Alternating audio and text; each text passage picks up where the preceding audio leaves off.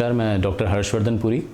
मैं एक thoracic, thoracoscopic और रोबोटिक सर्जन हूँ। आज हम बात करेंगे एक बहुत ही कॉमन डिजीज़ के बारे में, जिसका नाम है ट्यूबरक्लोसिस, टीबी। तो टीबी हिंदुस्तान में मुझे लगता है कि दुनिया में सबसे ज़्यादा टीबी के पेशेंट अगर कहीं हैं तो वो इंडिया में हैं। तो टीबी है क्या? बेसिकली टीबी एक छाती की बीमारी है, फेफड़ों की बीमारी है, जिसमें टीबी का बैक्टीरिया फेफड़े में ग्रो करता है। ये बहुत तरीके से प्रेजेंट करती है। टीबी सिर्फ छाती में ही कन्फाइंड नहीं होती, ये शरीर में कहीं भी हो सकती है। तो मोस्ट कॉमनली छाती में होती है, इसीलिए इसमें खांसी होती है, बलगम आती है, बुखार होता है, वज़न गिरता है, ये सब इसके सिम्टम होते हैं।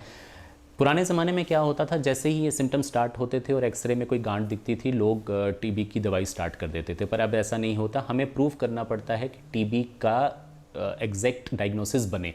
कई तरीके हैं इसको करने के। बलगम की जांच है, ब्रोंकोस्कोपी है, बायोप्सी है, कुछ भी करके आपको प्रूव करना है कि टीबी है और उसके बाद टीबी की दवाई शुरू करनी है।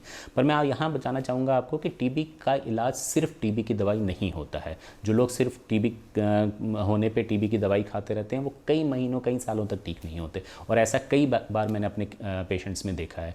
मैं हर अपने पेशेंट को बताता हूँ जिसको टीबी होता है कि इसका इलाज 3 तरीके से होता है। उसमें पहला तरीका है एक्सरसाइज, दूसरा तरीका है खाना और तीसरा तरीका है दवाई। एक्सरसाइज क्या करनी है? अगर आपको टीबी हुआ है तो आपको कम से कम दिन में 2 बार 45 मिनट ट्रेडमिल पे या पार्क में जाके तेज़ तेज़ चलना या भागना चाहिए।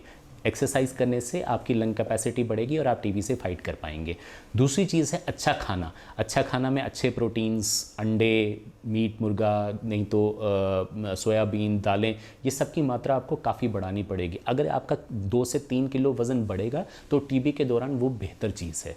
तीसरे पायदान पे आती हैं दवाइयाँ। तो अगर सिर्फ पेशेंट सिर्फ दवाइयाँ लेता रहेगा तो वो कभी ठीक नहीं होगा। आजकल हम देख रहे हैं कि टीबी के कई कॉम्प्लिकेशंस के साथ पेशेंट हमारे पास प्रेजेंट कर रहे हैं, जहां हमारा एज सर्जन रोल आता है।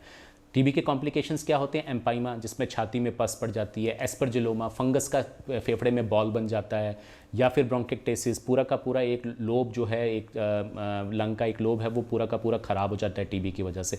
पुराने ज़माने में मैंने देखते थे कि इसको पूरा छाती खोल के इसका इलाज किया जाता था। आजकल दूरबीन, थोरैकोस्कोपी, वैट से हम इसका इलाज कर देते हैं। वो लोब को निकाल देते हैं, पस को निकाल देते हैं और पेशेंट बहुत जल्दी ठीक हो जाता है। उसके बाद हम 6 महीने तक टीबी की दवाई देते हैं, तो इसके वापस आने के जो चांसेस होते हैं वो बहुत कम हो जाते हैं।